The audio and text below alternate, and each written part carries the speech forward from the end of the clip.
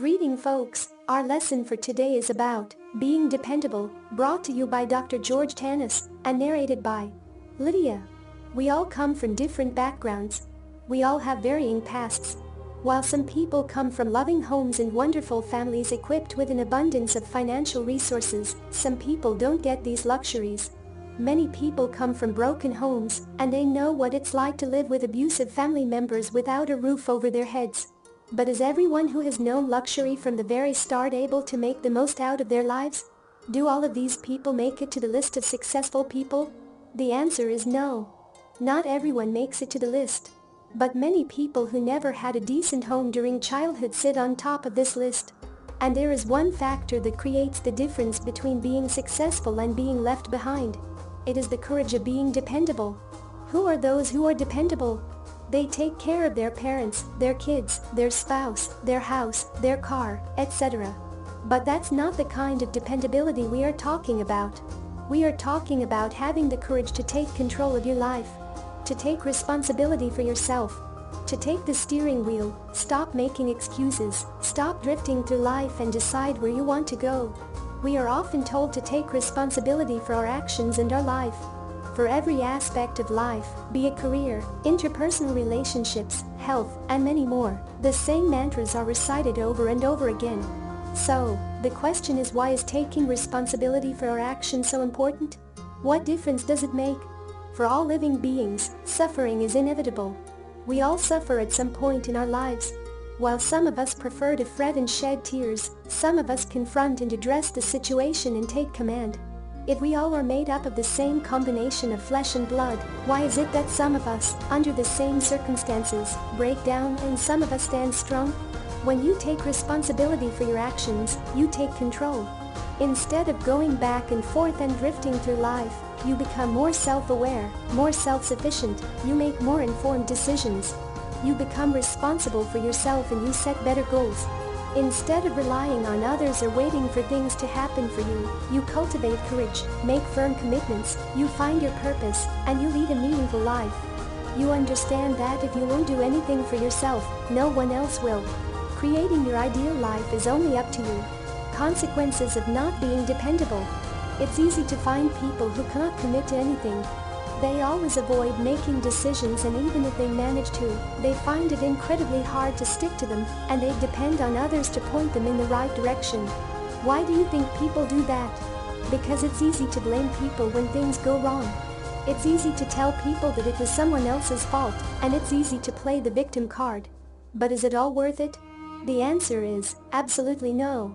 When you choose to point fingers and blame others for your suffering, you declare yourself a victim. You declare that you are a weak one. You give up your power to do something about the situation, and you wave the white flag. You declare your own defeat. Think about it. Does implying that you are miserable because of somebody make sense? Well, we know in some cases, you'll tell us that it does. But let's explore further with an example. A lady gets into a relationship and finds out her boyfriend is abusive.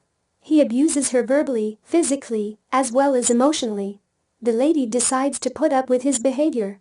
She thinks that if she stops provoking him, he'll transform into the loving and caring boyfriend she always longed for. Do you think this attitude will help her? No, absolutely not.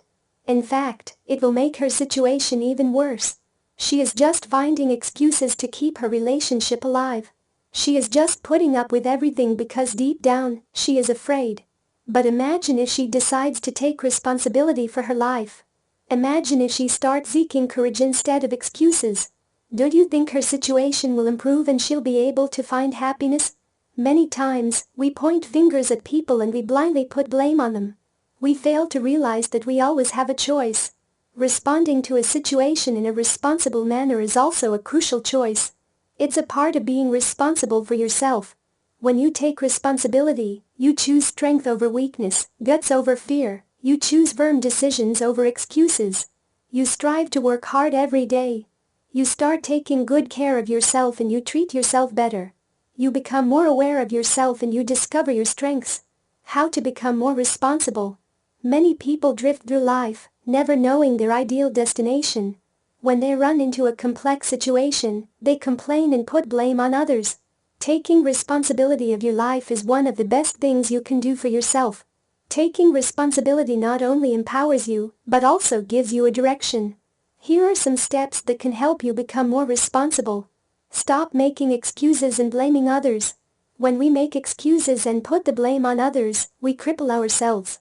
Even when we have the power to bring change, we simply refuse to do anything about the situation. Next time you feel like making an excuse or putting blame on others, stop for a moment and think about it. Think about how the situation could have been different. Set firm goals. Setting long-term, as well as short-term goals, can help you measure your progress as well as your growth. Setting goals and writing them down is one of the most effective ways of giving yourself the right direction. Create a plan. It's always easy to follow step-by-step instructions. Imagine if our lives also came with a manual. The sad thing is, it doesn't. The good thing is, we can always create one. Creating a plan helps you see the path to your goals. But don't be too harsh on yourself. Don't beat yourself up. If plan A doesn't work, there are 25 more letters. Believe in yourself. One of the most crucial steps is to believe in yourself. Talk to yourself positively, say uplifting words, and remind yourself how valuable and worthy you are, and how valuable you can be to others once you achieve your goals. The essay. Please write an essay, up to 2 pages, about a past experience you or someone you know had when you were not responsible. Tell us in detail who, what, when, where, why, to whom, the time, the place of what you did, the outcome. And tell us in detail how you could have changed that use from what you learned today, so the outcome would have been good. Internalize this lesson. Make it become a part of you. Share your thoughts about what you've learned in the forum. Our advice is for you to practice being responsible for at least a week. Tell others around you to point out any event in which you didn't. Have them hold you accountable. Visit the forum and do a confession. What is a confession? A confession is when you've displayed a wrong behavior and were held accountable by one of your family members, peers, or even by you. Visit the forum and tell us about it. We will give you feedback.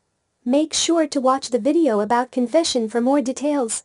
Furthermore, become a member of the forum and give feedback to others.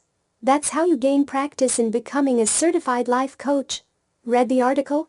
Time for introspection. Please answer the following, write them down using your workbook. Do you blame other people when things in your life go wrong? Do you find yourself making excuses when it comes to making important decisions? Would you call yourself a responsible person?